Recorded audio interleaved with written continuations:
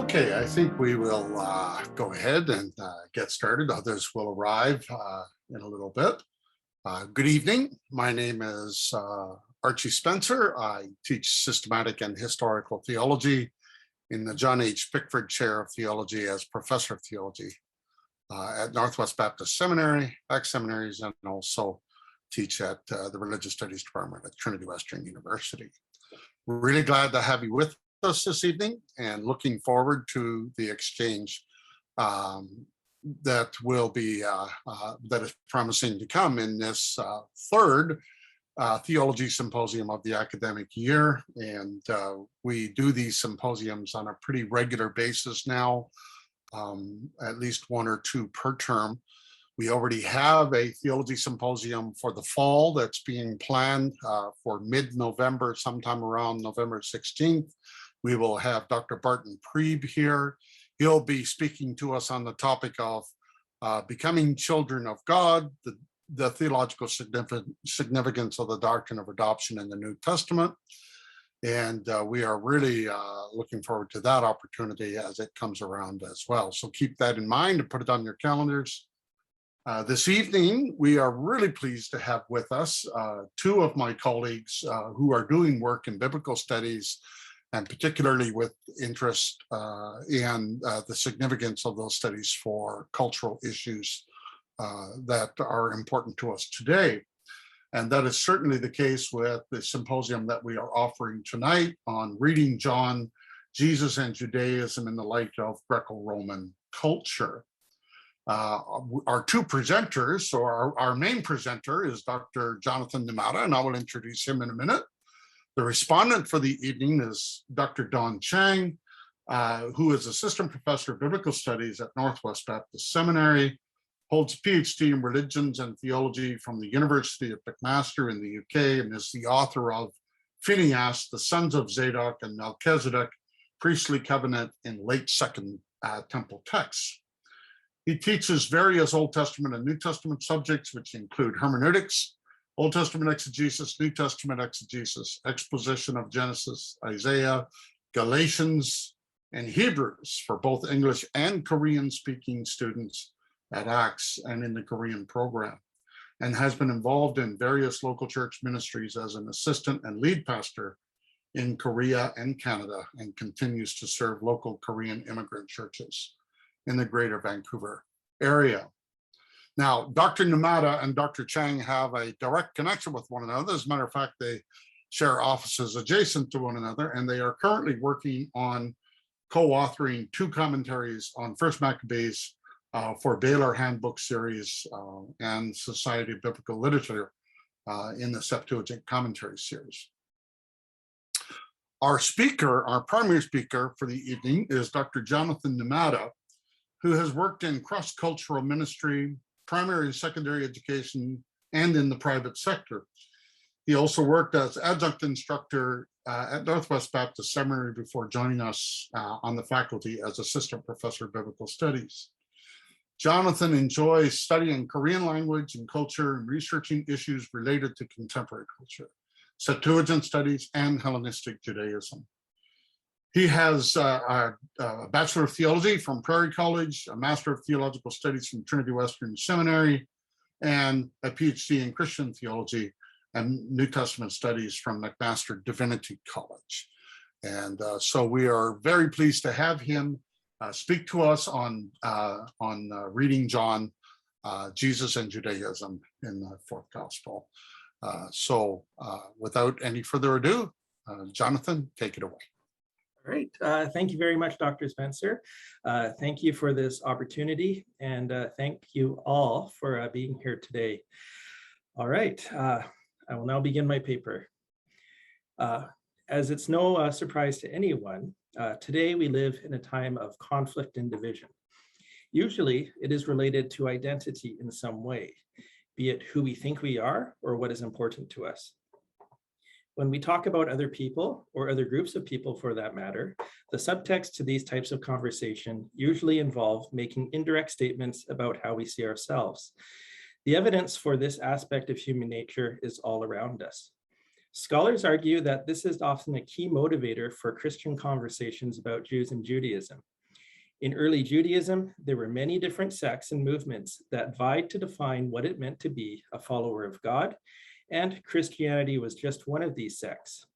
These conversations were often contentious because all parties were claiming the same heritage, the same scriptures, and the same set of attributes that identified a person as a follower of God.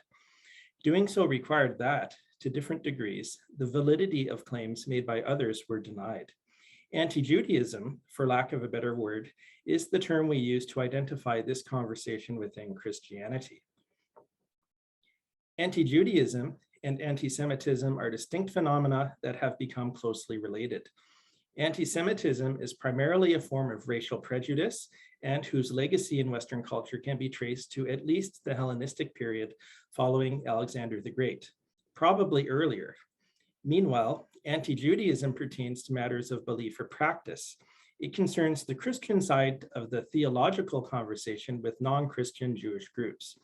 It usually serves as part of the basis for explaining why Christianity is true or why some Jews do not follow Jesus, who Christians understand to be Israel's promised Messiah. Since theology leads to social practice, Christian anti-Judaism also sometimes takes theology and uses it, or is perceived as such, to promote or maintain the social separation of Christ followers from members of the Jewish parent religion. In any case, the term anti-Judaism refers to the church's participation in a real or implied theological or social conflict with people of Jewish background. Anti-Judaism is not to be understood, in and of itself at least, as anti-Jewish prejudice or anti-Semitism, though it has been used as justification for these. For example, compare the following two quotations. The first quotation is out of Matthew 27, verses 24 and 25. And it says, "When Pilate saw that he was accomplishing nothing, but rather that a riot was starting, he took water and washed his hands in front of the crowd, saying, 'I am innocent of this man's blood. See to that yourselves.' And all the people said, 'His blood,'" that is, the blood of Jesus, "'shall be on us and on our children.'" And then compare this with the second quotation from Martin Luther in his work called On the Jews and Their Lies. And he says, "If their Messiah, for whom they hope, should come, they would crucify and blaspheme him 7 times worse than they did our Messiah. And they would also say that he was not the true Messiah, but a deceiving devil." We see an example of anti-Judaism in the quote from Matthew. There was a tendency in Greco-Roman literature to portray rulers who made bad decisions as victims influenced by poor advisors or other sources of pressure. This literary device allowed authors to critique authority without questioning its legitimacy. Here, Matthew seems to be drawing upon a Jewish tradition where all of God's prophets were rejected and martyred by Israel.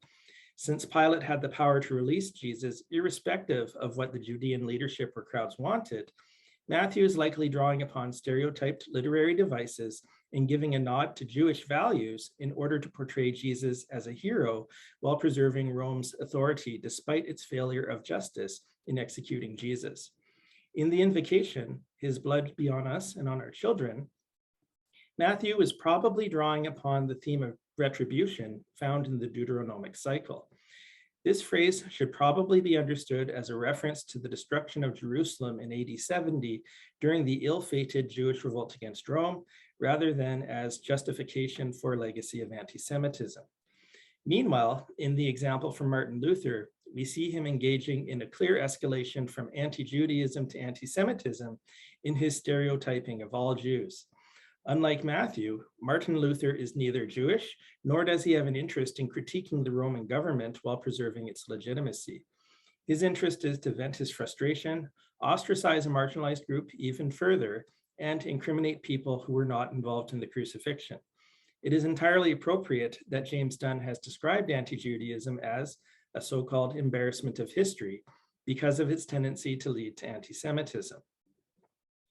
Rosemary Radford Reuther defines Christian anti-Judaism traditions as the negative interpretation of Christology and Jesus's crucifixion.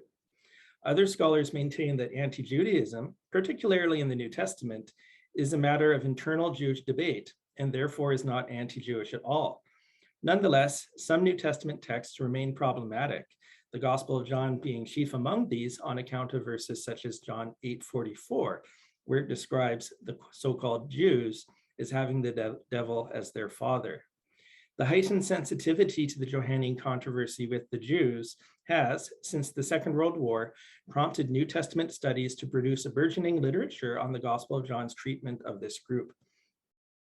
For 30 years or so, the most prominent explanation for John's portrayal of Jews in Judaism was a proposal by J.L. Martin and Raymond E. Brown. Martin and Brown both proposed independently that the author was writing the gospel for a Jewish Christian community that was coming to terms with being expelled from synagogues as heretics. While this explanation did much to contextualize John's anti-Judaism, it faces some historical problems that undermine its plausibility, prompting the need for further research. Now, in general, scholarship uses four major approaches to understand the intended referent behind the Jews in John. The following options are, first of all, that anti-Judaism is directed against a specific group of Jews. This position usually takes, quote unquote, the Jews to be the leadership of Judea, or perhaps an especially strict sect of diaspora Jews with whom the author was in conflict. This position's utility is that it limits the rhetorical force of anti-Judaism to a specific group, implicitly exonerating others. The problem with this explanation is it sees John as playing fast and loose with terminology, calling different groups of Jewish people the Jews, even when it is obvious that the gospel is not referring to all Jewish people. The second major approach is that anti-Judaism is directed against Jews in general, but in specific historical circumstances. The proposals of J.L. Martin and Raymond E. Brown fall into this category. According to this idea, John is upset with what is happening in his context, and so stereotypes his former co-religionists. Its utility is that it limits the rhetorical force of anti-Judaism to a specific situation. The problem lies in reliably identifying the specific historical context of John, for which there is little agreement. The third major approach to understanding John's treatment of the Jews is to see anti-Judaism as directed against literary constructs who symbolize the state of unbelief, sometimes called the ontological approach. This approach views the Jews as non-historical characters who symbolize unbelief and serve as foils to explain the meaning of belief and Christology. This is my personal view, but it raises its own set of questions. What advantage does this approach offer as a pastoral strategy? And what motivated the author to frame the narrative conflict in this way, rather than simply tell the story as it happened? And then finally, you have what can sometimes be referred to as the cathartic approach.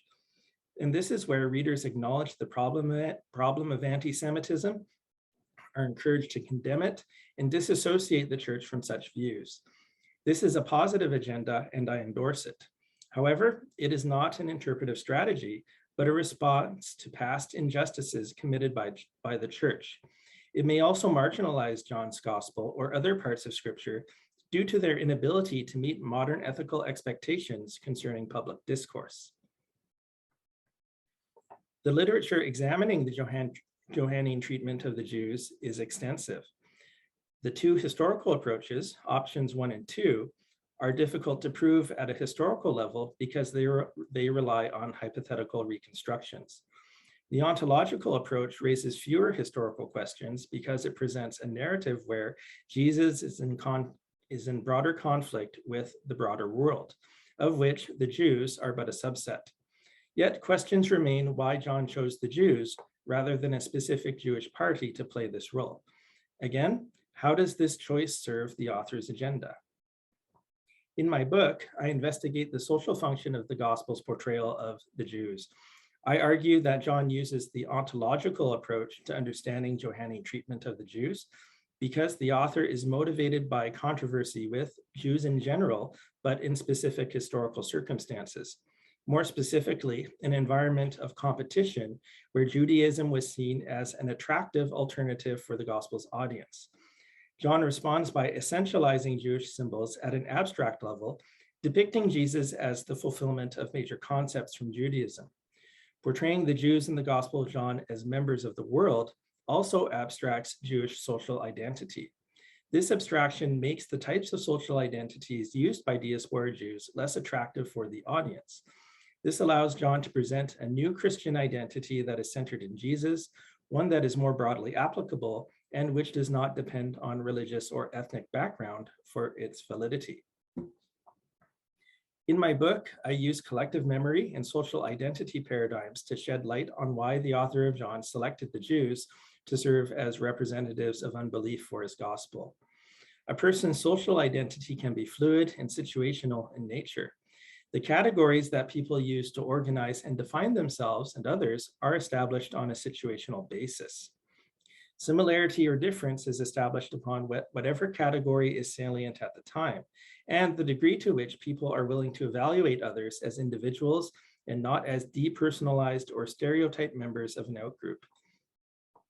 As an example, a group of scientists may choose to use gender as a salient category for classifying themselves. If the majority of scientists are men, any women scientist becomes dissimilar. Yet, if the profession is the salient category, then all scientists are perceived as similar when compared to everyone else, irrespective of gender.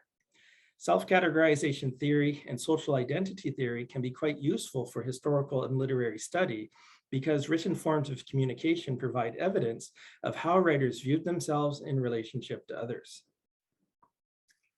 The picture of Jewish people that we find in John is incomplete if we do not read it in light of Greco-Roman culture and compare the presentation of the Johannine Jews with the social identity of Jews in the ancient Mediterranean. I spend about half the book examining literary sources, papyri, and inscriptions to reconstruct some features of the social identities of Greek-speaking diaspora Jews. I use this reconstruction as a basis of comparison for interpreting John's treatment of characters labeled Jews in his gospel. We do not have time to go into all the details, but in the book, I look at examples of inscriptions, papyri, and literature from Ptolemaic and Greco-Roman Egypt, Asia Minor, and Rome. Due to the dry climate and literary culture, Egypt has far more literary, inscriptional, and papyrological evidence than elsewhere that is available, and this evidence describes Jewish interactions with Gentile culture at some length. In particular, Ptolemaic Egyptian Jews were embedded in Greek political and military structures, and many saw it as their calling to participate in and serve the majority culture. However, or rather I should say accordingly, Jewish writings from the Hellenistic and early imperial periods frequently tried to find points of contact between Jewish and Greek religious, cultural, and ethical values. As a group, diaspora Jews were quite cosmopolitan and pursued socially integrationist strategies. To a certain degree, this conclusion is largely common sense because economically and socially, diaspora Jews were not a world unto themselves. Jews would have required the services, employment, and protection of Gentiles. Integration was an absolute necessity for an ethnic minority in ancient multi-ethnic environments, just as it is for immigrants today. Now, according to my research, Greek Jewish writers use the following social categorizations to variably align with or distinguish themselves from Greek and Roman culture. I should note that this list should not be taken as exhaustive. But generally speaking, and except for core matters, many of which can be taken as ethnic practices such as diet, circumcision, and the Sabbath, or major points of theological disagreement such as the worship of idols or polytheism, Jews did not fully reject Greco-Roman values. The literature indicates that for the most part, Jewish writers attempted to present themselves as the exemplars of salient social categorizations that reflect the ideals of Greek culture. A chief shared value or chief shared ideal was religious piety. It was recognized by Greek writing Jews that Gentiles could be pious too, but Jewish writers presented themselves as more consistent, more sincere, and more thoughtful in their piety and worship. In this context, observance of the Mosaic Law was depicted as an ethnic distinctive as opposed to a solely religious practice. This allowed Jewish writers to portray their observance of the Mosaic Law as reflecting the Greek esteem held for dedication to keeping one's ancestral customs.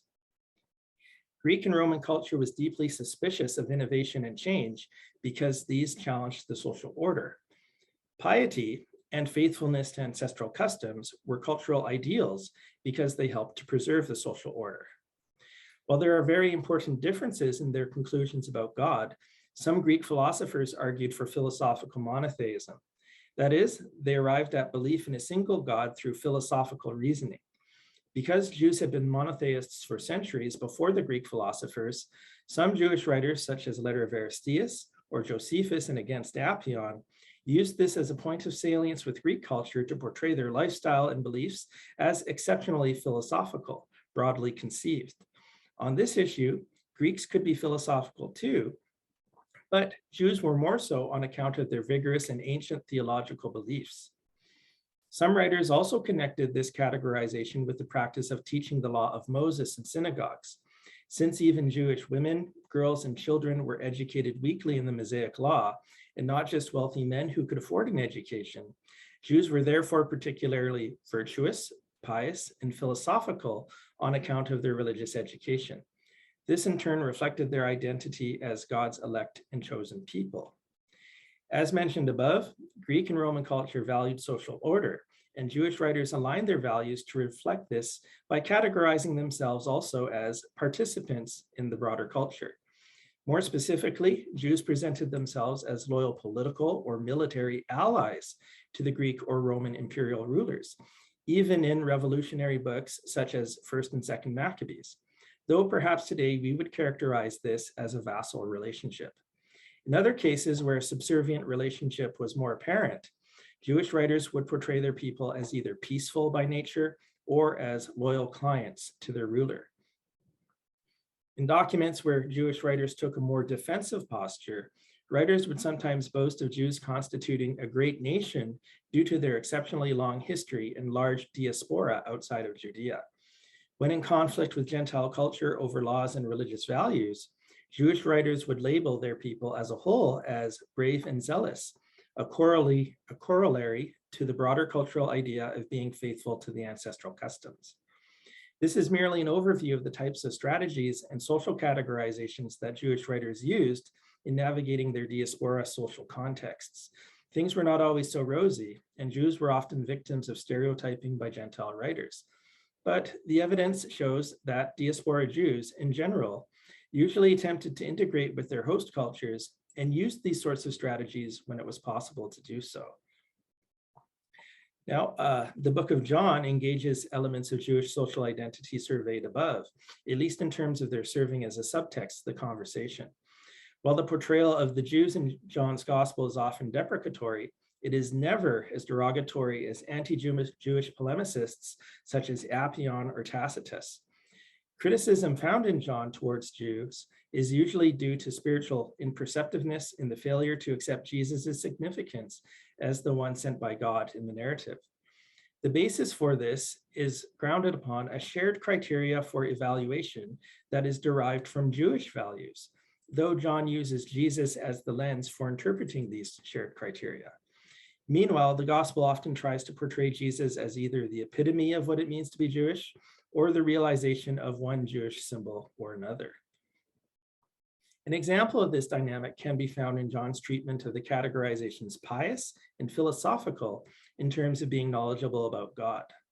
These are arguably the most important social categorizations that I surveyed in the first part of my book, so it is no surprise they are central issues in John.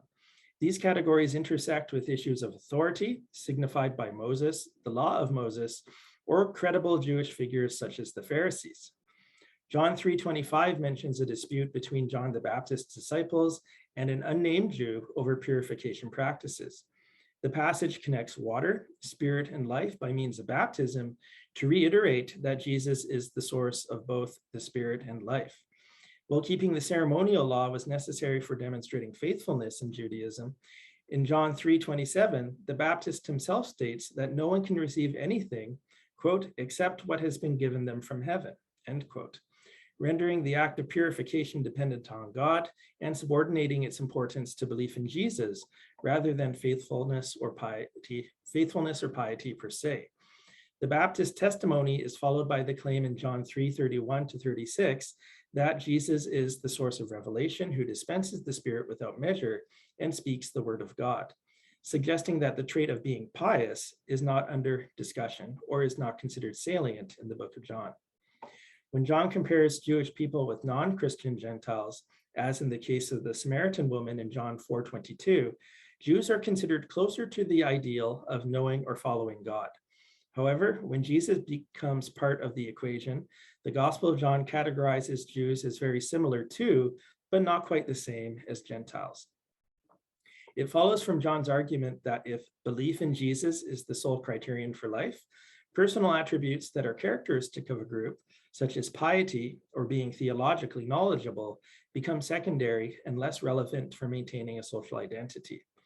However, when discussing the Judean-Samaritan feud over the proper place of worship, Jesus categorizes himself as a Jew vis-a-vis Samaritans when the salient category is knowledge of God in John 4:22.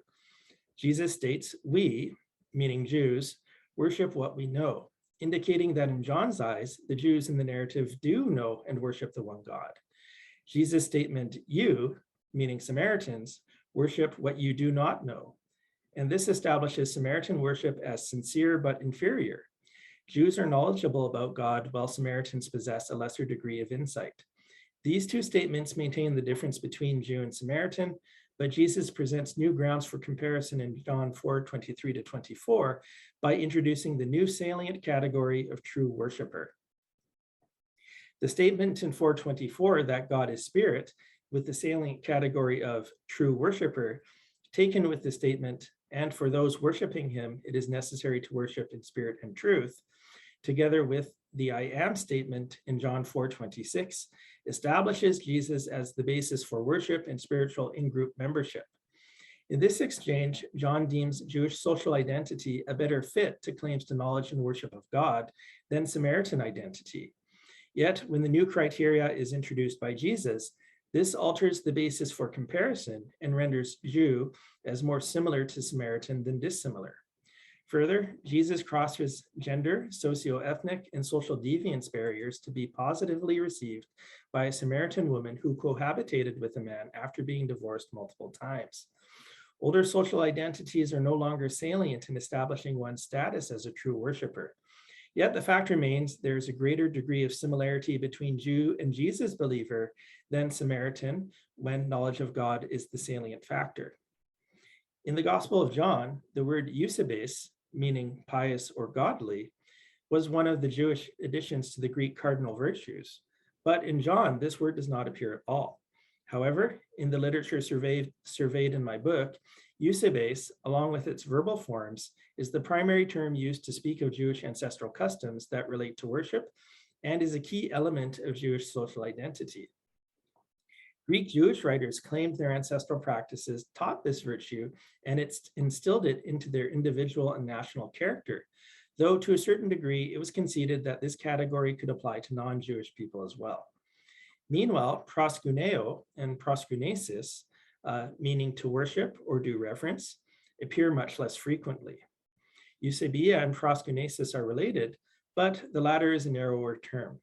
Piety or godliness can be fostered by means other than worship and may speak to an individual's character as one who reveres the deity. Proskuneo or proskunesis are the preferred terms in John, especially in John 4:20-24 and John generally, indicating a perspective where worship is deservedly received by God, but lacks its connotations of human virtue. Being labeled a true worshiper who worships in a state of spirit and truth is made possible by the sending of the Paraclete, who is named the Spirit of Truth in John 14:16-17. Since the Paraclete comes to those who believe in Jesus, it is not possible for those who do not believe to share in the category of true worshiper. For this reason, the character trait of eusebes, pious or godly, is no longer salient because in the Johannine perspective, it cannot identify a true worshiper.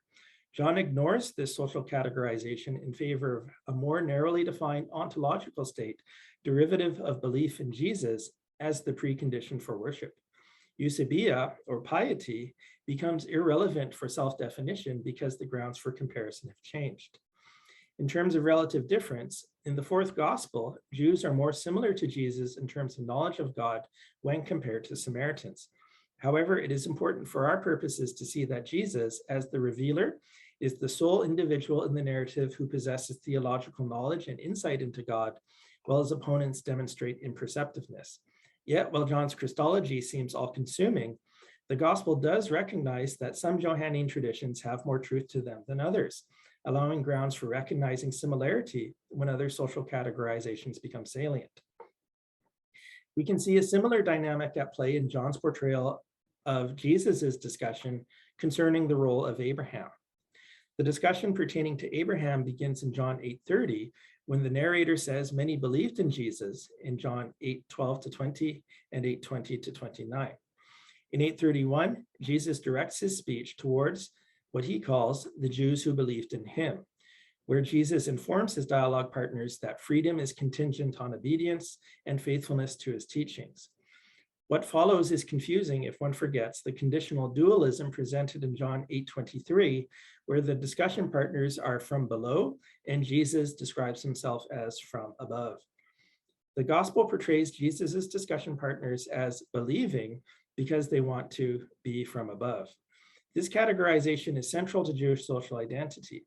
Diaspora Jewish writers categorize themselves as understanding God's wishes and remaining faithful to him in a manner superior to that of Gentile philosophical monotheists. Hans Forster maintains that in John 8:47, the dia tutu does not signal causality, but introduces a conclusion. The translation of John 8:47 would be something like this: he that is of God hears, meaning obeys, God's word. From it follows, you do not hear or obey. Therefore, you are not of God. This represents an exhortation to obedience on the part of Jesus. Even when John sounds deterministic or dualistic, the language is intended to function persuasively.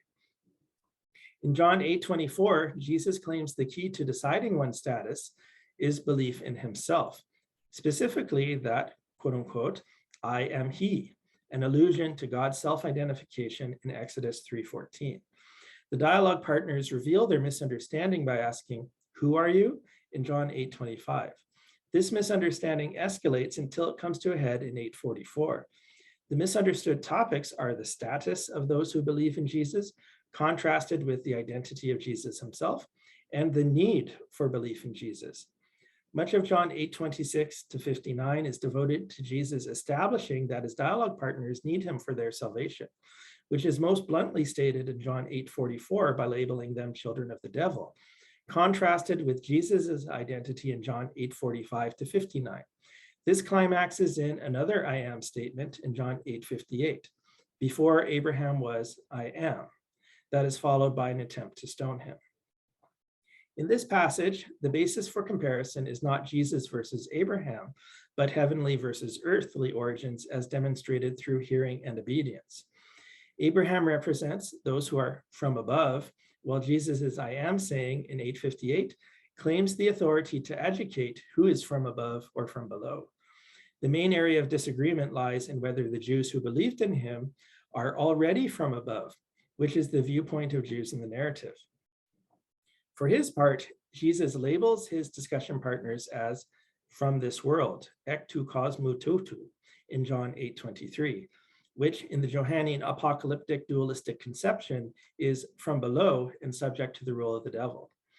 In John 8:32, Jesus introduces what are perceived as two promises that are really a single promise. Jesus informs them that belief and discipleship will result in knowledge of the truth and freedom, which is what entices his hearers to follow him. Yet in the passage, Jesus is misunderstood as saying if the believing Jews follow him, they will, 1, know the truth, and 2, be made free. In 8:33, Jesus is questioned concerning the promise of freedom, which at first is framed by its discussion partners as a socio-political understanding of freedom under the frequent categorization of participants and allies or loyal clients who are already free, but with free within the context of the empire. This may seem odd to modern readers accustomed to understanding Judea as under Roman domination, but it was nonetheless a common adaptation strategy we find in primary sources. However, the narrative demonstrates this to be an apocalyptic dualistic ontological issue rather than socio-political in 8:34 and 8:44. The response to Jesus' assertion that they do not know the truth is for the Jewish dialogue partners to assert that they are Abraham's descendants, or sperma Abraham. In the Septuagint and elsewhere, the phrase sperma Abraham denoted the unique elect status of Jews on account of the covenant with the Lord. Jews understood themselves as knowing the truth about God, so in protest to Jesus' words, they identify themselves with Abraham, the exemplar of faithfulness to God. Jews were perfectly aware that not everyone was faithful, and so spiritually did not qualify to be identified with Abraham, but it was something held to be generally true of most Jewish people. However, in John 8:34-36, Jesus reinterprets Abraham's family situation in a manner similar to Paul's interpretation of slave laws in Galatians 4:21-31, to assert that not all born of Abraham are the patriarch's spiritual descendants. Jesus uses a distinction between descendants, or spermata, and children, or tekna, of Abraham, where it is those who are recognized as children, or tekna, who imitate their father, in 8:33 and 39, rather than all of his descendants, or spermata. Jesus recognizes the ethnic descent of his dialogue partners in 8:37, and the opponents never claim to be Abraham's tekna. In John 8:34-35, Jesus then correlates sinful behavior with slave status. Behavior, be it sinful or otherwise, is used to determine the validity of claims to descent from Abraham. In John 8:39, Jesus denies that his opponents are Abraham's children, or tekna, on grounds that they do not imitate their ancestors' hospitality by receiving Jesus, but rather seek to perpetrate sin by killing him, John 8:37. This therefore places them on the wrong side of a cosmological dualistic divide that is inconsistent with the claimed character they seem to consider derivative of their ethnic status in John 8:37-41. Jesus' opponents again attempt to realign themselves with the correct side of John's cosmological dualism from above in their direct claim to God as Father in 8:41 by saying, "We are not illegitimate children. We have one Father, God himself." Jesus counters this not by appeal to belief or dissent, but through evaluation of their response to him in 8:42-44. These believing Jews, according to the gospel, do not love Jesus and are incapable of understanding or accepting his claims. The reference to the devil as being the father of the believing Jews is metaphorical. It means they are mistaken in their perception of which side they belong to. They belong to the world and are presently outside the scope of salvation. Jews are not inherently satanic, but such an ascription marks an escalation in John's use of dualistic schema, where it equates belief in Jesus with faithfulness to God, and it comes into conflict with a conflation of biological and spiritual descent from Abraham. John also presents the faithful Abraham as taking Jesus' side. Abraham operates in the discussion at two levels. One, as the representative of a faithful ethnic Israel, and two, as the individual Abraham who is reputed for its faithfulness. Jesus never denies Abraham's faithfulness, but presumes it in his statements in 8:39 and 56. John uses it to argue that faithfulness is an ontological state derived from God himself on account of belief in Jesus, rather than a character trait or something a person is socialized into through ancestral customs. An additional tradition John draws upon is that of Abraham's hospitality, seen in Abraham's largesse in his reception history, in his reception of the three visitors in Genesis 18, and further elaborated upon in reception history. John presents Abraham as anticipating Jesus, with the appropriate response being welcome. Failure to do so demonstrates a lack of perception, faith, and discontinuity with Abraham. In John 8, people can be on the wrong side of the dualistic divide in spite of ethnic descent, and this may even stop people from engaging in corrective action because they presume they already know God. John 8:54b-55a. In all likelihood, John's discussion partners think they are predisposed to righteousness on account of socialization derived through being raised up in their ethnic heritage, and therefore do not believe in Jesus in the way that John thinks is necessary. They want to join Jesus in his cause because of his statements in 8:12-30, such as the reference to the Son of Man in 8:28 and hopes for a, probably apocalyptic-like, national restoration. However, in John's mind, Joining Jesus is not necessarily the same as following him, welcoming him, or accepting his claims. This failure to welcome Jesus deconstructs social categorizations derived from Abraham, who in cultural memory symbolized the ideal for his descendants. In John's mind, Abraham indeed reflected this ideal. He was righteous, he believed in God, and he saw Jesus. However, the gospel follows broader Jewish interpretive tradition that maintains that the biological and spiritual descendants of Abraham are two different groups of people. While Abraham was faithful and believed God, the social categorization of pious cannot be imputed on the grounds of ethnic descent alone, because it is not salient. The salient factor in the narrative is that one must also be a member of a Jesus-centered spiritual Israel in order to establish relative similarity between Jesus and his discussion partners. The result is that the identity of the Johannine Jews become more abstract, indicating that Jews in the narrative are a local manifestation of, quote unquote, the world.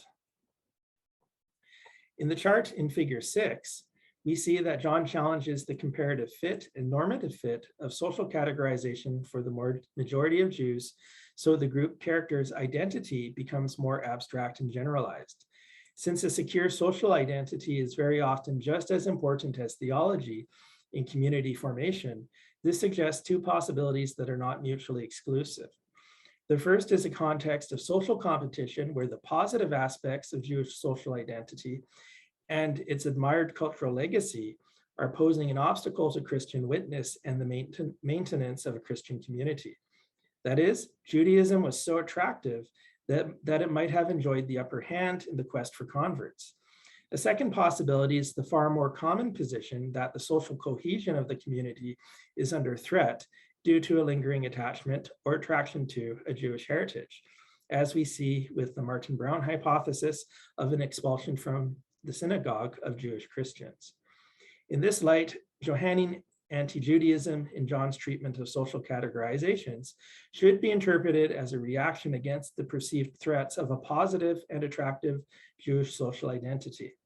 As a new movement, the credibility of Christianity's interpretations, teachings, and leadership were probably challenged to a degree not faced by those of Judaism as the more ancient relative.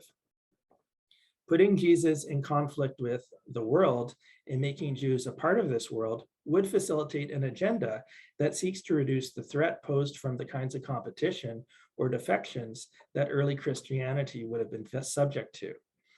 John appears to try to maintain continuity with Judaism in the face of competition, at least at an abstract theological level. Likewise, John, according to the Wilsonian taxonomy of sex, sounds like it is introversionist, but if broader social and cultural data are borne in mind, we can see that the gospel pursues conversionist goals. This is especially seen in how John appropriates Judaism for its audience by applying its symbols to Jesus, but the question remains as to whether this is an expression of supersessionism or fulfillment. A growing number of scholars are adopting the position that the fulfillment motif in John involves the use of metaphor. John A. Dennis contends, quote, John did not think in a category such as supersessionism or replacement theology. Rather, he believed that his community was the one true or genuine Israel, end quote. Marianne May Thompson makes a similar point, describing the concepts of theological replacement and supersession as awkward, highly compressed, and not particularly helpful for discerning the character of John's theology. She notes the basis for comparison is an individual person versus festivals and symbols that commemorate the past. Thompson continues, quote, it would be more precise to argue that even as the great pilgrim festivals celebrate God's work, so too Christians commemorated God's act of salvation. Here, the act of eschatological salvation in Christ. When the issue is framed in this way, it also becomes more apparent that Jesus does not supersede or replace the action of God through Passover. Rather, Passover clarifies and illumines the nature of Jesus's own work, end quote. Similarly, this time speaking of person-to-person comparison, Susan Hyland explains further, quote, the identification of multiple metaphors in John affects the question of Jesus surpassing Moses. In this interpretation, Jesus' greatness may be seen as a function of the literary effects of these multiple metaphors. Jesus does not surpass Moses by rejecting him, or because John explicitly identifies Jesus as Moses' superior. Through the metaphorical associations with manna, wisdom, Passover, and God, Jesus takes on functions that go beyond those associated only with Moses. If Jesus is more than Moses, it is not the result of John's rejection of the figure of Moses, but of relating Jesus to other aspects of the Exodus tradition as well, end quote. The exclusive nature of Jesus's claims in John suggests John is essentializing Judaism. To essentialize something means to make the features of A1, A2, or A3 necessary for the definition of A as A. The many discourses in the gospel show John clearly sees belief in Jesus as central to being categorized as a spiritual in-group member. How essential is Judaism compared to belief in Jesus? The implication of John's theology is a Jew must believe in Jesus to have life, but a Gentile who believes in Jesus does not have to become a Jew in order to enjoy the same. John's theology is derived from Jewish theology, using Jewish theological tools, values, and frames of reference, but the nature of its being recentered on the incarnation essentializes this Jewish Christian theology so that it takes on a mostly intellectual historical character. In this sense, John reflects a Jewish Christianity similar to John Danilou's idealist definition that focuses mostly on Jewish theological ideas and motifs, but relativizes some of the markers and practices necessary for maintaining an ethnic identity. Stephen Moitier has argued that the appropriation and reinterpretation of Jewish theology would be amenable to evangelistic aims. In this light, Johannine anti-Judaism, its treatment of Jewish social identity and cultural memory, and its patterns of theological innovation all appear to serve a pastoral function, preventing the defection of Jewish Christians while making the belief system practical for non-Jews by demanding minimal adaptation in terms of lifestyle adjustments. According to some sociologists of religion, new religious movements typically seek to maintain as much continuity with the parent faith as is practical. The Gospel's theological program of rendering Judaism portable by recentering it on ideas such as Christology to preempt religious defection or competition suggests a pastoral goal of solving the problem of its audience's relationship to Judaism. The Gospel attempts to maintain continuity with Judaism, but while in fact stirring the development of a new religion, likewise reflects such a purpose because it attempts to provide stability while also initiating change. Finally, its treatment of Jewish social and cultural identity may reflect this purpose as well, because it attempts to lessen the attractiveness of Judaism. We can therefore conclude that John's anti-Judaism and treatment of the Jews is grounded in the conflict competition paradigm advanced by scholars such as James Parks, Marcel Simon, and Jules Isaac, discussed in the introduction to my book. Though this study does not claim to come to definitive conclusions regarding its nature, beyond the gospel possibly being a response to the positive and attractive elements of Jewish social identity and Judaism's positive historical and theological legacy. Now, as Michael Morelli and Archie Spencer alluded to in the last Pickford Symposium, human beings can sometimes be deeply self-centered in their hopes, dreams, and identifying what they think they need. The continuing relationship of the church with Jews and Judaism unfortunately reflects this deeply embedded aspect of human fallenness. It reflects the time when we, as members of the church, formerly had the devil as our spiritual father, when we too were members of the world. The church as a people have at times been on the wrong side of theology and history. We have harmed others and have inflicted our own fair share of damage upon Christian witness. In a politically correct era, using the Gospel of John as a theological resource can be complicated by several considerations. The most significant among these, of course, is John 8:44 and 45. I attempted to explain some of these challenges in terms of Jewish social identity, the influence of apocalyptic as a biblical genre, and religious or cultural competition. But repeated affirmation of historically sensitive readings does little to soften this so-called embarrassment of history. Along with many others, I think the Jewish background of John's author is now beyond question. When compared to Gentile polemicists such as Petronius, Suetonius, Manetho, Tacitus, or Appian, John's anti-Judaism is scarcely recognizable. The gospel is intent on presenting Jew and Gentile as alike in terms of what really matters, the universal need for redemption and revelation. However, later interpreters of the text, for whatever reason, have abused the text by conflating John's presentation with Gentile stereotypes and prejudices against Jews that are discussed at length in my book.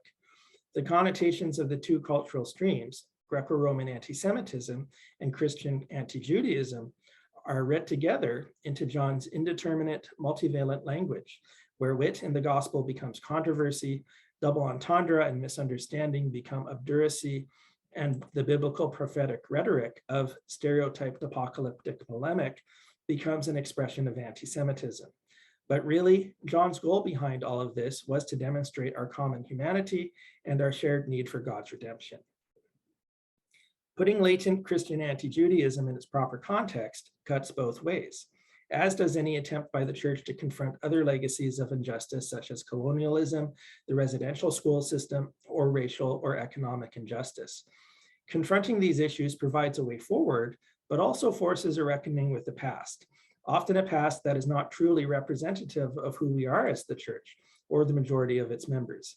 Yet, these types of things are still a part of our shared history.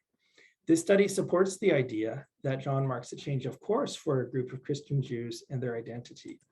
The uniqueness of this identity helps set the stage for parting of the way between Christianity and Judaism. Yet, when we delve into the theological and intellectual substructures that we use to expound our faith, the way taken by Christianity looks far more Jewish than is often recognized.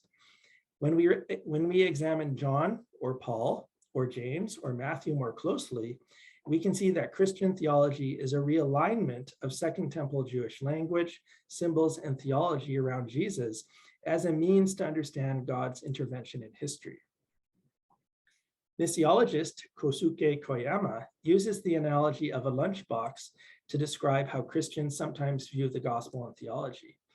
The most direct theological response to anti-Judaism for Christians is, to rephrase Koyama, to admit that for the church, there is no handle on the Bible. According to this analogy, what Koyama means, or would mean if he said it this way, is that the Bible contains no features to put it at our personal convenience. That is, we as Christians must accept that reading the Bible can sometimes be challenging and difficult. We too, as Christians, can be just as prone to imperceptiveness as were the representatives of the world in John's gospel. Aside from the revelation found in Jesus, we can make no claim to insightfulness as a trait inherent to our character or being. Rather, we are completely dependent upon outside forces, be they Jesus, the scriptures, or the promptings of the Holy Spirit. This requires that the church adopt a hermeneutic of humility in our readings and application of scripture. With texts being regarded as a medium of revelation, it is easy to fall into the trap of thinking that humans can use written revelation as a source of power over others. However, the purpose of revelation is to communicate ideas that explain our own human condition, underlying the weaknesses of our shared humanity. A second response, to quote Koyama directly, is to recognize, quote, there is no handle on the cross, end quote. In making this statement, Koyama is discussing Martin Luther's interpretation of 2 Corinthians, where there is a theology of the cross that is contrasted with a theology of glory. A theology of glory seeks power over others and God, and thinks that it grants us the right to pronounce judgment over the world. Meanwhile, a theology of the cross condemns intellectual and social idols that humans are inclined to put in place of the divine. A posture of humility before the world may be difficult to accept and put into practice, particularly when there are many scenarios where we may feel it is our duty to speak truth. However, we must remember that the rejected and crucified God in Christ is the picture of himself that God has chosen to reveal and wants created beings to imitate. As Dennis Nean writes, quote, to the crucified Christ, one finds no equivalence, no analogous knowledge of God. God's nature reveals itself in the suffering of the cross, in that the fullness of God's power is seen not in the pompous, powerful, and the proud, but in the shameful, weak, and lonely. Consequently, that God is identified with the crucified Christ not only reverses all human conceptions of God, but also refuses any understanding of the crucified Christ on the presupposition of a concept of God imported from elsewhere, end quote.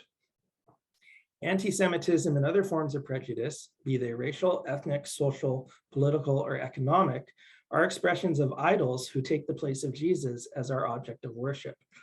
These things also run against the love ethic of the fourth gospel, where misunderstanding and rejection manifest Jesus' glory, and his crucifixion is an act of love on behalf of his friends and the world. As the Word of God, Jesus demonstrates that God is for us. The us is sinful humanity, or the world. And though Christians are born from above, we must be given to Jesus by the Father from out of the world. If my research is correct in its explanation for how John appropriates Jewish social identity, then its purpose is to demonstrate in Jesus the idea that God is for us, the world to which the Johannine Jews belong, and out of which Jesus called his followers. Johannine anti-Judaism is intended to demonstrate that even the most well-informed people can be mistaken in their perceptions of God, a lesson that John would have the church remember, regardless of our ethnic, cultural, or religious background. Thank you. Thank you very much for an excellent paper, and looking forward to Don's response. Now, take it away, Dr. Chang. And after his response, we'll have some time for questions. Okay, do you hear me well? Thank you for this meaningful study and the fine presentation, Dr. Numada. I first want to express my deep appreciation for your dedication on this significant issue and the years of hard work of your exegetical study on John's anti-Judaism. In this response, I will approach to the presentation from three aspects. First, how can I understand this presentation from a non-scholarly perspective? This response will be my own attempt and effort to understand Dr. Numada's study. Second, how my cultural backgrounds as a Korean influences me concerning the issue of anti-Semitism and anti-Judaism. And third, what would be a broader implication of this study and its conclusion in the understanding of wider New Testament or New Testament theology? Let me begin with my own cultural memory on the anti-Semitism, of which in fact I have none. I knew the Pharisees and Sadducees and high priests were mostly described negatively in the New Testament. I knew the Holocaust. However, those were all separate things to me. I never heard or learned how anti-Semitism has been developed in the medieval church and even by the reformers. That was not in our school curriculum nor in our Sunday school at all. To me, Hitler was evil, and Jewish people were unjustly persecuted and executed. In 1980s and 90s, to the Korean evangelical and conservative Christians, in most cases, Israel was a friend of the Christian, and Islam was the enemy. To me, Jewish people is just final destination of the gospel in my mind. I had never met any Jewish people until I went to England in 2009. So there has been no place of anti-Semitism in my cultural memory. According to Dr. Numada's methodology, the absence of anti-Semitism in my cultural memory and social context might set up a different salient category for me to identify the Jewish people and Israel. I only got to know how seriously anti-Semitism is considered in the Western world, especially in the scholarly world, from my doctoral work and SBL meetings, Society of Biblical Literature annual meetings. So, when I was asked to become a respondent of this symposium, I had to ask myself whether I am a right person to do it, because the theme is anti-Judaism in John's Gospel. I actually turned down the first inquiry, but Dr. Numada kindly encouraged me that my unintellectual position may give a fresh perspective to this discussion, because this study itself is under the sociocultural discipline. Before I move forward, I would note a couple of things. First, Dr. Numada set up the parameter well for the whole discussion. Dr. Numada clearly distinguished the anti-Judaism from anti-Semitism. In Korean, we have no distinction between the two. We only have one word, 반유대주의, which literally means anti-Judaism. But anti-Semitism and anti-Judaism are translated into this one word in Korean. According to Dr. Numada, anti-Semitism is primarily a form of racial prejudice and whose legacy in Western culture. And anti-Judaism pertains to matters of belief or practice. This distinction creates more safe environment for the present discussion by avoiding unnecessary confusion. And Dr. Numada also presents a very clear thesis statement and very significant research questions, of which I don't mention here due to the time matter. But thanks for the clear of them. For the methodology of this study, Dr. Numada applies the collective memory and social identity as a lens through which he made a relatively fresh reading on some selected Johannine text. One of the key ideas of the social identity theory, which is applied to this study, is that categorization of in-group and out-group in a society is not solid. It is fluid. I don't know whether this is a very good example, but in NHL, National Hockey League, to the Calgary Flames fan, Edmonton Oilers is an outgroup, their team, the enemies. But if the Oilers plays against Toronto Maple Leafs at a Stanley Cup final, Oilers could be in-group, our team, to many of Calgary fans. According to Dr. Numada, in-group and out-group categorization of the Jews is fluid as well, at least in the ontological or metaphysical abstract level. And this understanding is used as a key to the way in which John deals with the concept of the Jews in his text. This approach seems to be very, very helpful to see the actual dynamic of John's usage of the term and concept of the Jews. Consequently, the approach may function as a plausible methodology to expand the proper understanding of this issue of Johannine anti-Judaism. According to Dr. Numada's study on the diaspora Jews in the wider Greco-Roman world, the most salient categorization is the religious piety, which includes virtue, pious philosophical practice. On the one hand, religious piety distinguishes Jews from the Gentiles. According to Dr. Numada's description, quote, the Jewish writers identify themselves as more sincere and more thoughtful in their piety and worship, and the observance of the Mosaic law was depicted as an ethnic distinctive as opposed to a solely religious practice, end quote. But at the same time, this is one of their strategy to remain or to be considered in the in-group among the Greco-Roman world, or as participant in the culture of Greco-Roman world.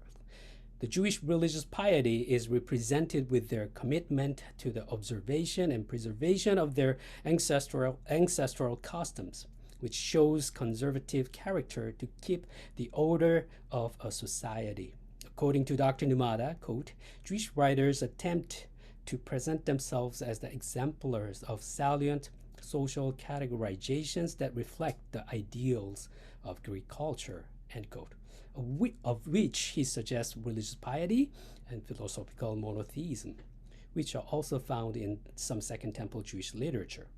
According to Dr. Numada, even with all of these effort, quote, Jews were victims of stereotyping by Gentile writers, end quote.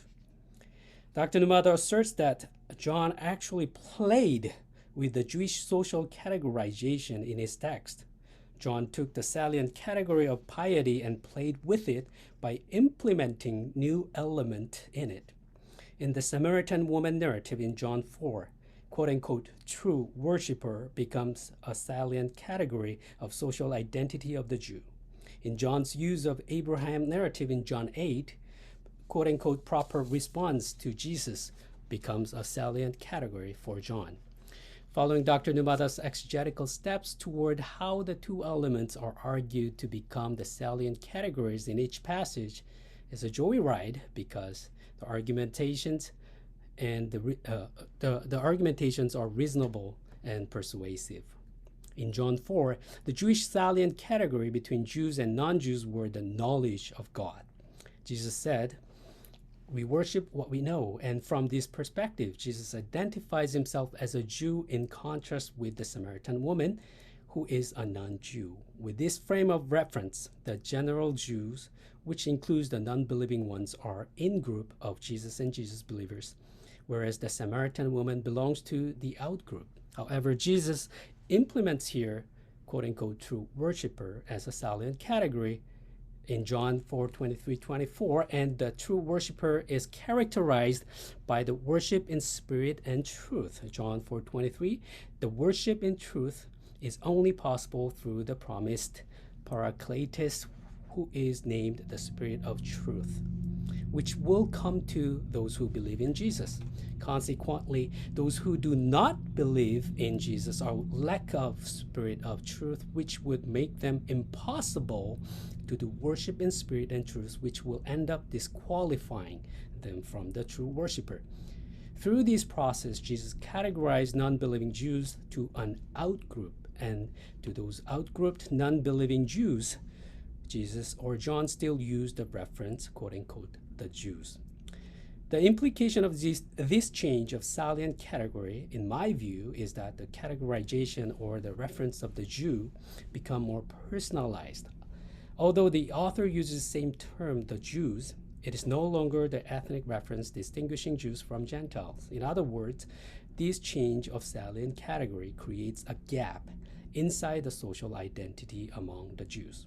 If this is the case, some further questions may arise. When John implemented the new salient category, i.e. preceding proskuneo and proskunesis worship reverence for the place of the pre-existing Eusebes pious godly as a new salient category, whether the author reflects the context of his contemporary believing community or whether it is more like John's creative articulation.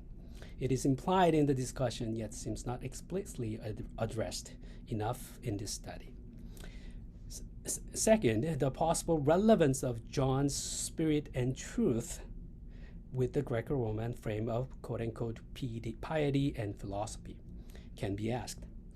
Did John intentionally put his new salient category in line with pre-existing Greco-Roman category, or was it John's creative work again, which has nothing to do with Greco-Roman frame of piety and philosophy? The discussion continues to Abrahamic issue, as Dr. Numada clearly mentioned. Quote, in John 8:24, Jesus claims the key to deciding one's status in belief in himself, which is Jesus, end quote. Again, Dr. Numada presents a much appreciated argument here. He reminds us that the diaspora Jewish author considered themselves superior to that of Gentile philosophical monotheists in terms of the understanding God's wishes and remaining faithful to God. So again, the knowledge of God and piety are the category for Jewishness. Dr. Numada argues that Jesus, I am he language in John 8:24 is intended to reflect God's self-identification in Exodus 3:14. Therefore, to John, it is now that belief in himself, which is Jesus, is to be considered as belief in God. By paralleling the two, Jesus put forward or implemented a new indicator of the knowledge of God as the salient category. By doing so, John successfully questioned Jewish people's knowledge of God and created gap between Jesus or those who believe in Jesus and the Jews who do not believe in Jesus. And Jesus dragged the non-believing Jews down from the superior status of philosophical monotheist. Furthermore, according to John, Jesus expanded the gap wider so that he drew non-believing Jews much closer to the Gentile philosophical monotheist, which is symbolized with the world below sin and the rule of the devil, according to Dr. Numada's expression. Dr. Numada emphasizes that the notorious line in John 8:44, namely, "You are of your father the devil," appears in this particular context. The context where, quote, Jesus established that his dialogue partner need him, Jesus, for their salvation, end quote. Against Jesus questioning the Jews' knowledge of God, the Jews brought up Abraham on the stage and argued that they were the descendant of Abraham, sperma Abraham. Dr. Numada explains here John distinguished the children tekna from the descendants spermata. According to Dr. Numada, John categorized the non-believing Jews to the descendants spermata, but not the children tekna. Dr. Numada suggests here one of the salient category of this discernment is the Abrahamic hospitality in Genesis 18, where Abraham welcomed 3 visitors. Dr. Numada states, quote, Jesus denies that his opponents are Abraham's children, tekna, on grounds that they do not imitate their ancestors' hospitality by receiving Jesus, but rather seek to perpetrate sin by killing him, end quote. In this discussion, Dr. Numada correctly suggests the similarity between John's children, descendants, tekna, spermata dichotomy, and Pauline dichotomy in Galatians chapter 4, verses 21 to 31, where Paul distinguishes 2 types of sons of Abraham, the sons of the slave who was born according to the flesh from the slave woman, and the free son who was born through the promise from the free woman. To Paul, the key exegetical point here was the singular form of the term offspring, spermati, which according to Paul is the reference to a particular one, the Christ. The 2 dichotomies are similar in the sense that they both attempt to lift the ethnical aspect from the categorization of the sons of God, although they took different exegetical approaches to the similar conclusion. I may be able to wrap up my response with 2 implications of today's presentation. First, this study leads a coherent understanding of the New Testament or New Testament theology. In his conclusion, Dr. Numada addresses John's anti-Judaism should be characterized by the abstract and generalized approach. Dr. Numada concludes, quote, the implication of John's theology is a Jew must believe in Jesus to have life, but a Gentile who believes in Jesus do not have to become a Jew to enjoy the same, end quote. This statement sounds a bit too much new perspective-ish. However, this study gives a persuasive enough argument for this claim. Dr. Numada's argumentation on John chapter 4, Samaritan woman, and the similarity of John's descendants' children, spermata tekna dichotomy with Paul's flesh-based and promise-based son dichotomy, seems to make a good vindication for Dr. Numada's claim. And truly, this particular understanding is relevant to the new perspective on Paul. In Galatians, especially Galatians chapter 3, Abrahamic covenant seems to be a foundational anchor to both Judaizers, Jewish Christians, and Paul. The treatment on the Mosaic law, however, differ from each other.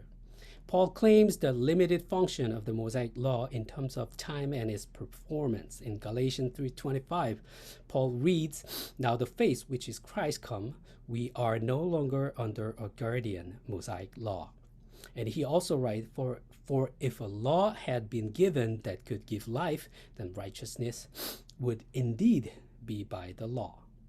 Although Paul strongly emphasized that the law, the Mosaic law, is not actually contrary to the promise of God, which is an Abrahamic promise, Paul concludes that for in Christ Jesus you are all sons of God through faith. According to the new perspective on Paul, all of this discussion on the law is about the Jewishness, which is symbolized by circumcision and purity law concerning the food and Sabbath keeping. These customs are categorized with quote-unquote works of the law in Galatians. In other words, the issue is, here in Galatians, is whether a Gentile should become a Jew first by circumcision and keeping the purity law in order to believe in Jesus, who was understood as the Messiah for Jewish people by the Judaizers. In this context, Paul's famous manifestation arrives in Galatians 3:28-29. There is neither Jew nor Greek. There is neither slave nor free. There is no male and female. For you are all one in Christ Jesus. And if you are Christ, then you are Abraham's offspring, heirs according to the promise. Here, Paul's language and the line of argument seems well aligned with what we just heard in today's presentation on John's anti-Judaism. Secondly, Dr. Numada's study shows a clear possibility to lift the label of quote-unquote anti-Semitism from the scarlet-lettered John chapter 8, verse 44. As he mentioned at the beginning of his presentation, John's phrase, namely, "you are of your father the devil," has long been considered as a root of anti-Semitism. However, this study on the anti-Judaism in John demonstrates the reference of the Jews in the context is those non-believing ones. The Jews in this particular context is no longer an ethnical reference. It is an ontological, metaphysical, abstract reference to those who thought they were the descendants of Abraham, but in reality did not have true knowledge of God. Dr. Numada's final comment on the study of anti-Judaism in John is meaningful and touching. He said, quote, "Johannine anti-Judaism is intended to demonstrate that even the most informed can be mistaken in their perceptions of God," end quote. The details of what we have discussed today will be forgotten in a few days. However, this insightful wisdom will resonate in our minds for a long time. Thank you. Thank you so much for a very excellent and well-timed response. I don't know why you thought yourself not qualified to respond, because that was a superb response to a superb paper. I'm going to give Jonathan a few moments, and I mean a very few moments, to respond. And then I would like to receive questions. There are two ways that I'd like to receive questions, primarily by signifying with a raised hand through the response mechanism, or you can send me one by chat if you like, or just post it as a question to everybody on chat. Okay, so Jonathan, a quick response. Sure. Right. First of all, Dr. Chang, I'd like to thank you for your very generous response and taking the time to survey the book and survey my paper again. That said, I do have a couple of responses. The first is your comment that the distinction between proskuneo and eusebes, eusebia, eusebeo are not explicitly exposited in the paper. I partially accept that criticism. But I will note in my paper, if you take a look on page 11, footnote 10, I have statistics outlining the relative frequency of both words in the primary sources as they show up in all the documents we do not talk about tonight, but which— Thank the Lord for footnotes. Yes, yes. You can dump anything in those footnotes. All right. That said, though, one criticism that I do accept and do acknowledge readily is uncertainty concerning the intentionality of the parallels that John draws in his critiques of Jewish self-categorizations. Demonstrating a one-to-one correspondence is incredibly difficult. And so what I did in the book was seek out to outline general trends in how people portray themselves. In terms of the titles that I use for some of these self-categorizations, I do have certain regrets here and there. Loyal to the ancestral customs, I'm very happy with that self-definition, self-categorization. The term philosophical, in hindsight, I might have used something else. Perhaps knowledgeable of God would have been a better way to term it. I arrived at that categorization due to the nature of some of these documents, where they appeal to philosophy, what they deem to be, the epitome of science in their day. But in hindsight, I would have changed some of these and perhaps rephrased them more generally. But nonetheless, those ideas, at least, they seem to be there, at least at the level of subtext to the cultural discourse. Concerning your comment that the paper closely represents or resembles the so-called new perspective on Paul, which emerged about 45 years ago, but it's still new in biblical studies. All right, but anyway, I acknowledge that similarity. And in fact, when this paper originated as a dissertation proposal, the proposal was originally entitled "The New Perspective ... on John." In fact, one draft even had Paul crossed out with John inserted afterwards. And so thank you for that observation there. Such a connection should, perhaps in today's field of biblical studies, may be somewhat surprising, because modern New Testament study does not recognize a connection between the Johannine writings and the Pauline writings. However, before the work of Percy Gardner Smith in the late 19th and early 20th century, up until about the 1940s, a strong connection was recognized quite broadly between the Johannine literature and the Pauline literature, with many theories as to the origins of John's Gospel and the Johannine literature being that the writer was a second or third generation Christian who was at one time influenced by Paul or Paul's disciples. And so Pauline theology, it has been recognized for centuries. So thank you for that observation. The one issue that I'm not quite sure I'm ready to accept is the contention that in Korean culture, it lacks a legacy of anti-Semitism.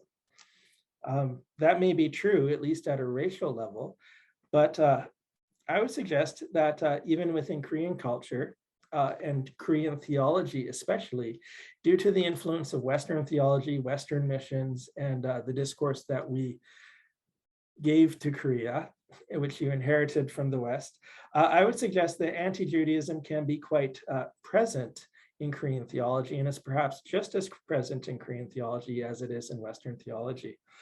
The places that we'll see this kind of thing will be like, okay, how do we characterize the Old Testament? How do we characterize obedience to the Mosaic law? Is it quote unquote spiritual, or is it quote unquote earthly and merely material? You know, the Platonic dualism type thing that we sometimes attach to these things. I would also point out that Western culture, and this is not directed at you, Don, this is just a general comment, that Jesus's incarnation and the nature of his being as both fully God, but also fully material and fully man, may provide an answer for us in our dialogue with Judaism. Jesus, in his incarnation, he, in a sense, he redeems the material things, the physical world, stuff like that. And as God, and God being spirit, he also redeems the spiritual. And in fact, you know, as you are fully aware, and I know you know this, we've talked about this multiple times, in Second Temple Judaism, the spiritual and the material were often considered to be the same thing. And the way I think this speaks to Christianity, and the lesson that this has for us today, particularly when we look at Judaism, is we look at all these outward forms, these outward rites that Jewish people in the Second Temple and even today still perform. They enact their spirituality materially. They express it physically. And we as Christians have a tendency to look down upon this in our theology, be it at the professional level or at the lay level. And yet, from the Jewish point of view and from the New Testament point of view even, this is entirely consistent with the incarnation, where the spiritual God expresses himself by coming in physical form. And so I would suggest, and again, Don, this is not a response to you, but just generally, as we move forward in constructing our theologies, as much as is possible, and I'm not even sure this is completely possible, perhaps we should try to be more clinical in our descriptions of the theological facts, particularly when it comes to the relationship of Christianity to Judaism, and as far as possible, avoid ascriptions of value to our spiritual ancestors and forebears in Judaism. And so in conclusion, Don, thank you very much for your kind response, and thank you for your insightful response to my paper. And I look forward to the conversation we're about to have. Wonderful. Thank you very much, Jonathan, for a thorough response. And I know Don would love to have a rejoinder, but I'm not going to let him. He's going to have to discipline himself and talk to you on Monday when he comes into the office. But in the meantime, we do have some questions emerging. I'm going to lead. I'm going to see if there's a question first from the audience, and then I will read questions that have come in.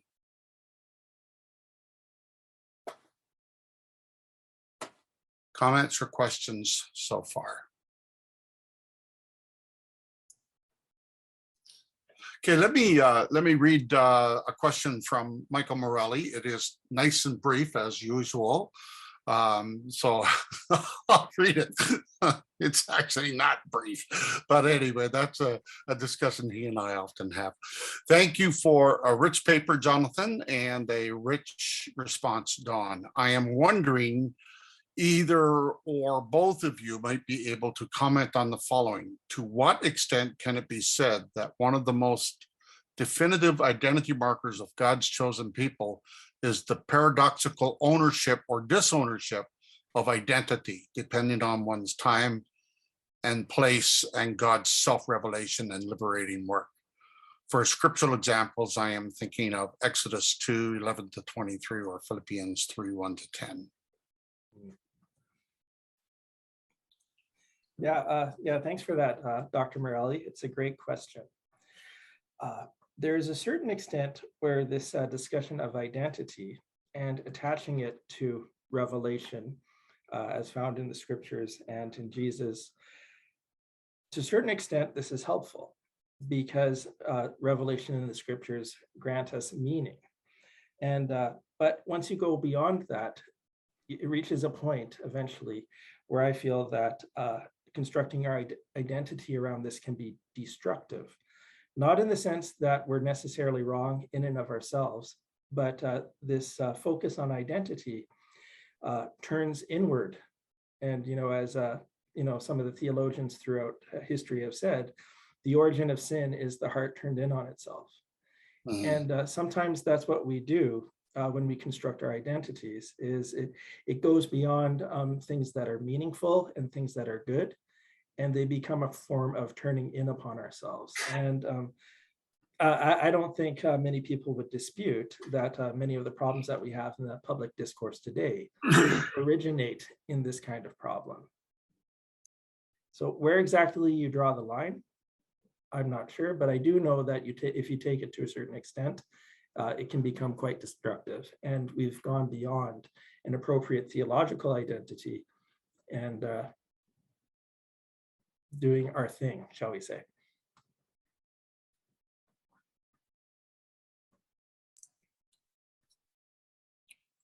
Okay, other questions?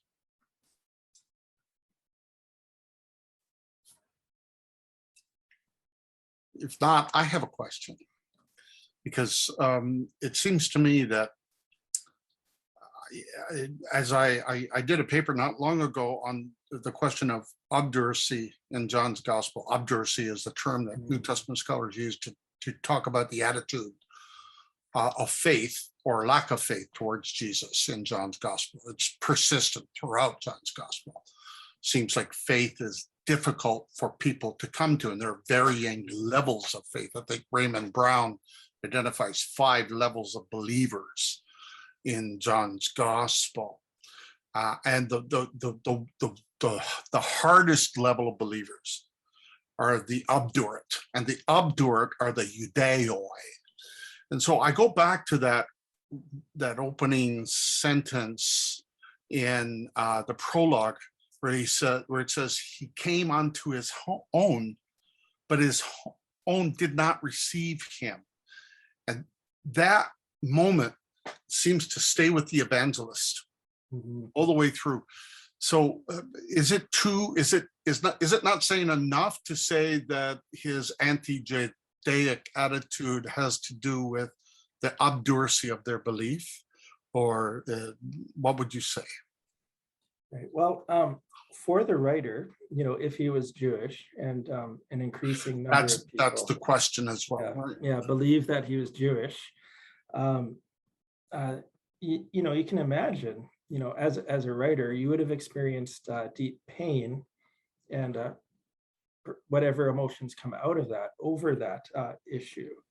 So, psychologically, it's quite cogent, I think. That said, though, speaking literarily, historically, and theologically, you have this theme all throughout the Old Testament and all throughout Second Temple literature and into the New Testament as well. This theme that Israel always rejected and murdered every last one of the prophets. Yes. To be a prophet, you had to be rejected. You had to be murdered by the Jewish people. And you even see this in Paul's sermon in Acts 13, where Paul goes into the synagogue and he starts telling the audience how terrible their ancestors were. And the line of argument is basically, we did this all throughout the Old Testament. Jesus comes along and we did it yet again. And so he's basically telling the Jews there, oh, your ancestors are terrible people. And the response to that is that they ask him to come back next week. In their minds, this is old-fashioned gospel religion. This is one of those old-style Sunday night services where you're trying to tell everyone they're terrible people to convert them. Yeah. And so they enjoyed it, right? And when you say this kind of thing, it's almost like a sign of righteousness that you say this kind of thing. Factor in the prologue itself. You get occasional scholars here and there who, they'll find elements of different genres present in John's gospel, the lawsuit motif, stuff like that. One of the motifs that sometimes find in John's gospel is that of a Greek tragedy. And with a Greek tragedy, what they'll often have is a prologue that announces to the audience that the hero is going to die. And then the whole story that follows is explaining how the hero dies. Yeah, and so some people see in the prologue John doing something similar. He's like, this guy's going to die, he's going to be rejected, and then it plays out in the narrative. So so you do probably have this emotional pain that prompts and stirs certain things. At another level, though, it's driven by the author's heritage and probably the accepted heritage of it and expectations of his audience, nuances of the genre. And, if you read John in certain ways, there's even points where the quote unquote obduracy is comedic. Jesus says, you're condemned in your sins unless you believe that quote unquote I am. Yes. And then they respond to him, who are you? So it's a theme. And coupled with that is the crowd. The crowd is at every major stage of a crisis of faith. And then at the end, the crowd tries to do one of two things. They try to kill him or they try to make him king. So again, you can see there's literary device going on here, but there's also a frustration on the part of the construction of the evangelist about the faith that fails to come forward ultimately. And typically though, when Jewish writers bring this stuff up, we murdered all the prophets. They're trying to exhort people to more belief. They're not trying to announce that these guys are terrible people to be condemned. They're like, get with it, guys, come on. So. Other questions?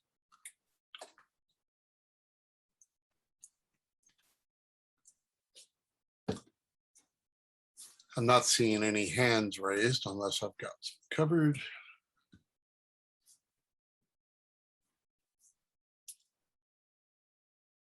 Nobody?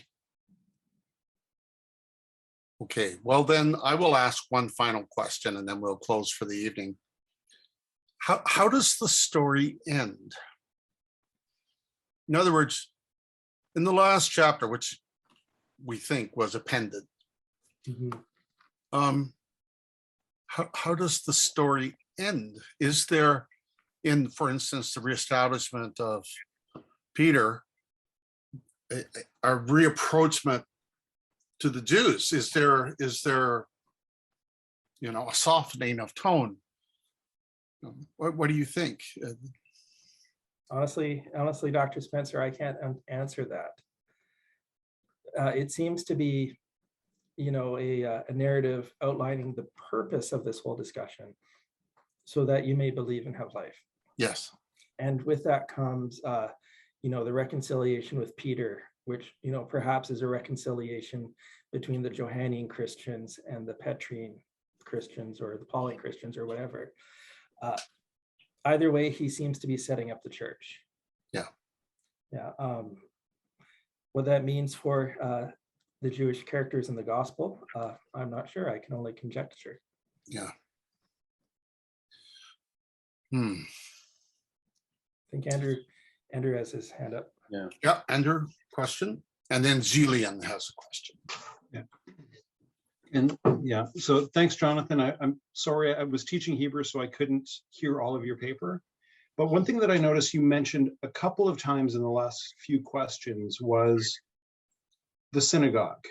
The synagogue is not as important. It's not as important as it is in the Synoptic Gospels as a center for Jesus's ministry.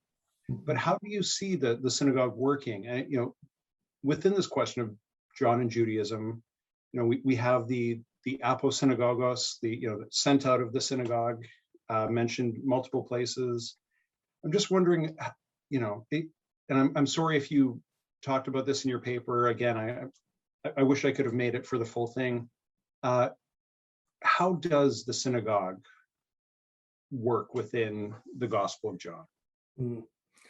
Yeah, that's a good question.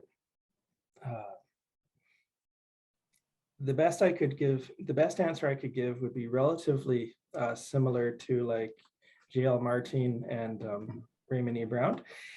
And namely, the synagogue is a place of community that these fellows have lost, or perhaps long for. Perhaps, if the language is very indeterminate in the gospel. And so the kind of emotions that you read into the gospel can be quite variable. It could be like an expression of bitterness at this loss over the synagogue, or it could perhaps be more neutral. I'm not sure. But it is presented as, at its core at least, a good thing that the Johannine Christians or the audience need to be willing to give up. Thanks, Jonathan.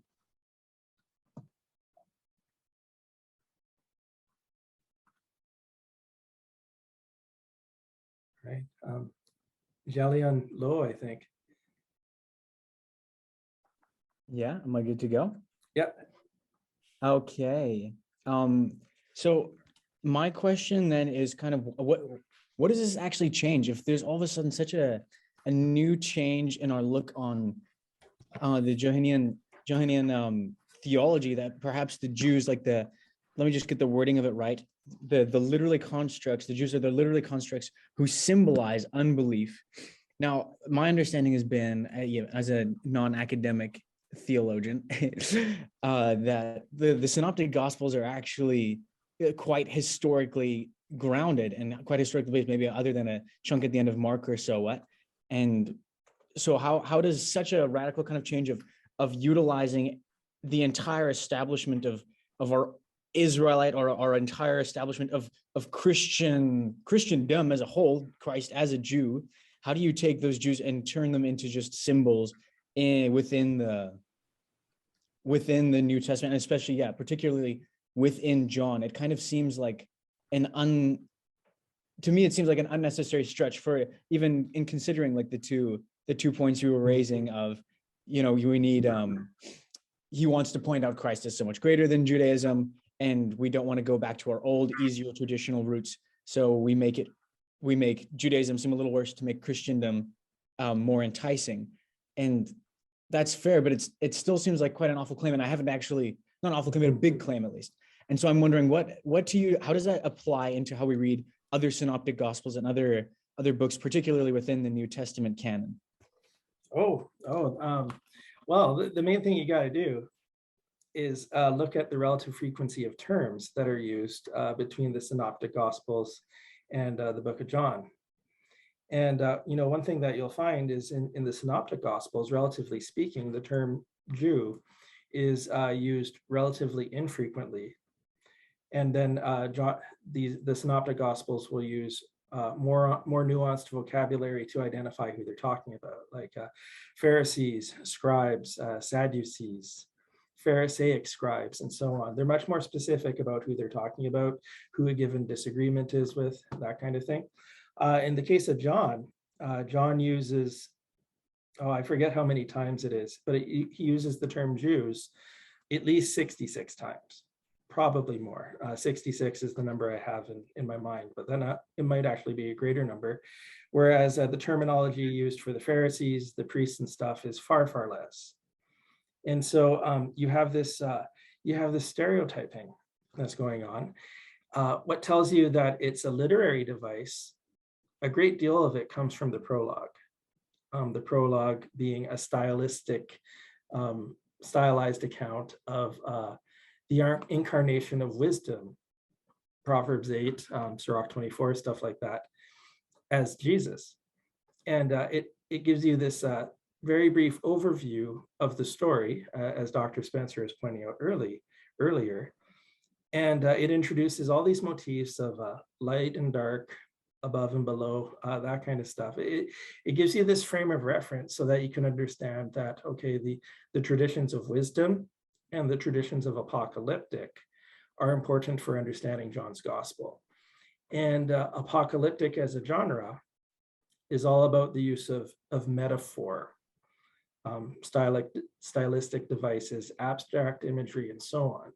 In fact, some scholars even refer to the Gospel of John as apocalyptic in reverse, whereas in the book of Revelation, the seer goes up to heaven, is introduced to an angel, the angel shows them around, stuff like that. In the case of John, the supernatural being up in heaven comes down and tries to show people things. And so as an example of apocalyptic in reverse, that's how you can get to this stylistic portrayal of the Jews. Not everybody agrees with that, and there's a number of different proposals for it. But the Greek language did have the resources to be more specific if the author wanted to do so. And for whatever reason, they chose not to. Right? Theologically, it changes nothing and it changes everything at the same time. You can read John with no prior religious knowledge and understand what it's talking about. So theologically, in that sense, it changes nothing. Going into the backstory of like, okay, what were Jewish people really like? Comparing John's portrayal of the Jews to the more nuanced portrayal that we find in some of the other Gospels, this apocalyptic and wisdom genre influences motif, that kind of stuff. What that does is it adds a speed bump to your exegesis of the Johannine Jews, and whether or not you should take this use of the term Jews as a sign of bitterness, as a sign of anti-Semitism on the part of the author, that kind of stuff. Does that cover the ground that you were looking for? Yeah, that certainly does give some more things to chew on. You know, it's a tough balance.